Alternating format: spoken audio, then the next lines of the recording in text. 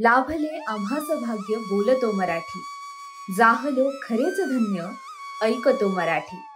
या ओळी आणि हे शब्द कानावर पडताच प्रत्येक मराठी माणसाचा ऊर हा अभिमानाने भरून येतो।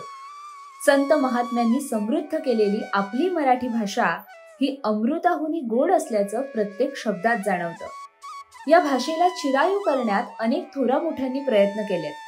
त्यापैकीच एक म्हणजे कुसुमाग्रज अर्थात विष्णू वामन शिरवाडकर। मराठी भाषा ही ज्ञानभाषा व्हावी यासाठी कवी लेखक कुसुमाग्रजांनी मोलाचे प्रयत्न केले।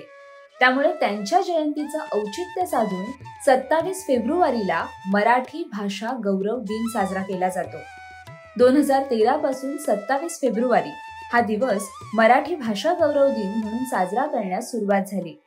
मराठी भाषेचं महत्त्व अधोरेखित करणारा हा दिवस ज्ञानपीठ पुरस्कार प्राप्त मराठी कवी कुसुमाग्रज यांचं महाराष्ट्राच्या सांस्कृतिक क्षेत्रातील योगदान हे खूप मोठं आहे।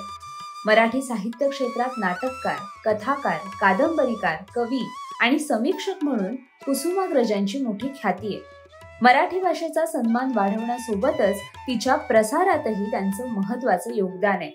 म्हणूनच त्यांच्या स्मरणार्थ मराठी भाषा गौरव दिन साजरा केला जातो।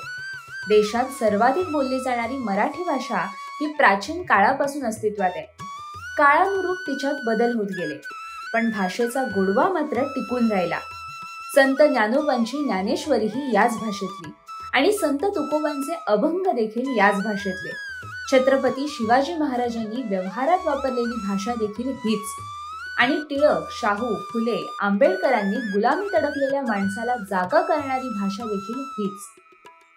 बहिणाबाईंची कविता देखील याच भाषेतली आणि गानकोकिळा लता मंगेशकर यांचा पहिला सूर देखील याच भाषेतला। अशी ही शब्द, सूर आणि विशेषणांनी मढवलेली ही भाषा अनेक दिग्गजांनी समृद्ध केली। मराठी भाषा ही 42% संस्कृत शब्दांवर आधारलेली आहे। उर्वरित शब्द हे प्राकृत, अपभ्रंश, फारसी, अरबी, पोर्तुगीज आणि इंग्रजी भाषांमधून आले आहेत। मराठी भाषेतला सर्वात मोठा शब्द कर्मधारय समास हा 14 अक्षरी आहे। राज्यघटनेत मराठीला संवैधानिक भाषा म्हणून मान्यता आहे, तर जगात मराठी भाषा बोलणाऱ्यांची संख्या ही सुमारे 8.5 कोटी एवढी आहे। त्यामुळे मराठी ही जगातील 10वी सर्वाधिक बोलली जाणारी भाषा आहे। मराठी भाषेतील ग्रंथधनाचे पुरावे 12व्या-13व्या शतकापासून आढळतात।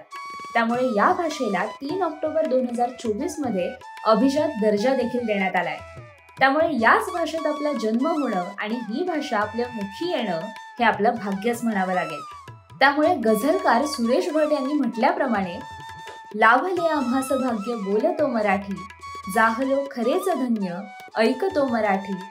धर्म, पंथ, जात एक जाणतो मराठी, एवढ्या जगात माय मानतो मराठी। मराठी भाषा गौरव दिनाच्या सर्वांना मनपूर्वक खूप खूप शुभेच्छा।